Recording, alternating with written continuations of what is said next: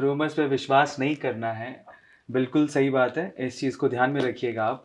और अब अगला जो सवाल है वो बहुत बहुत इम्पोर्टेंट है और ये इस सेगमेंट का आखिरी सवाल है। उसके बाद हम लोग अगले सेगमेंट की तरफ चलेंगे। बिकॉज़ आपको लोग अगेन मैं कहूँगा कि आप एक आइडल की तरह हो, तो मुझे लगता है कि आपकी जो दिनचर्या होगी, जो शेड्यूल आपने अपने लिए डिसाइड किया होगा, वो भी बहुत आइडियल होगा। तो लोगों का इंटरेस्ट होगा इस चीज़ को जानने में कि आप एक्चुअली कैसी दिनचर्या जीती हैं?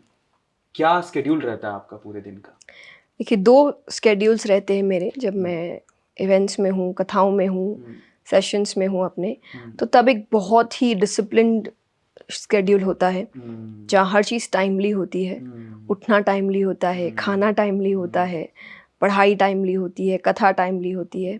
और तब इतना हॉबीज़ का आई डोंट थिंक सो मुझे समय मिलता है क्योंकि मेरा दिन काफ़ी निकल जाता है, लोगों से मिलना होता है, मीटिंग्स होती है, हम स्कूल्स जाते हैं, गौशालाएँ जाते हैं, कई जगह जाते हैं, लोगों से मिलते हैं, बात करते हैं, प्रेस कॉन्फ्रेंसेस होती है। तो एक थोड़ा हेक्टिक भी है पर डिसिप्लिन भी है, जहाँ एक समय तय होता है हर चीज़ का और उससे आगे पीछे नहीं होता।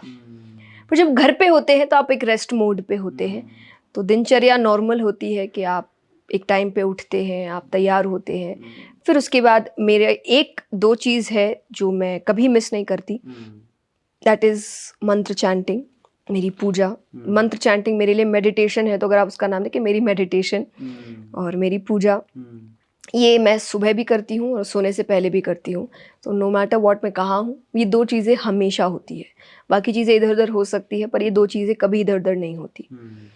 तो ये पक्का है और बाकी फैमिली टाइम होता है। फिर जैसा मैंने कहा कि हम सारी मील्स एक साथ करते हैं और बाकी फिर आप ऑफ़िस जा रहे हैं, आप मीटिंग्स अटेंड कर रहे हैं कि घर जाने के बाद भी बहुत काम होते हैं। आपको टीम से मिलना होता है, आपको नए प्रोजेक्ट्स प्लान करने होते हैं। तो ये चीज़ें मिक्स्ड अप होती है, ये डिसिप्लिन्ड वे में नहीं होती क्योंकि आपको पता नहीं होता।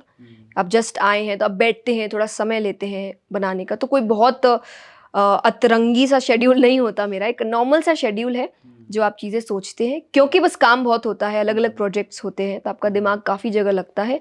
अदरवाइज़ मेरा रेस्ट मोड इज़ फैमिली, कि आप फैमिली के साथ रहिए, खाइए, एन्जॉय करिए, मूवीज़ देखिए, अच्छी-अच्छी मूवी अगर कोई निकल रही है जो अच्छी सीख देती है वो देखिए।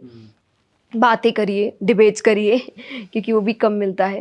तो ये बहुत ही सिंपल सी, दोस्तों से मिलती हूँ मैं काफ़ी समय बाद जाती हूँ, तो मैं उनको घर बुलाती हूँ या उनके घर जाती हूँ।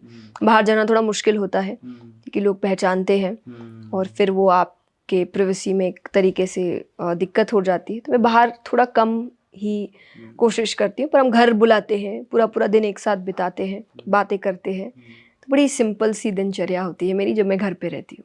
आप मूवी का ज़िक्र कर रहे थे, तो लास्ट मूवी आपने कौन-सी देखी है और उससे क्या सीखा आपने?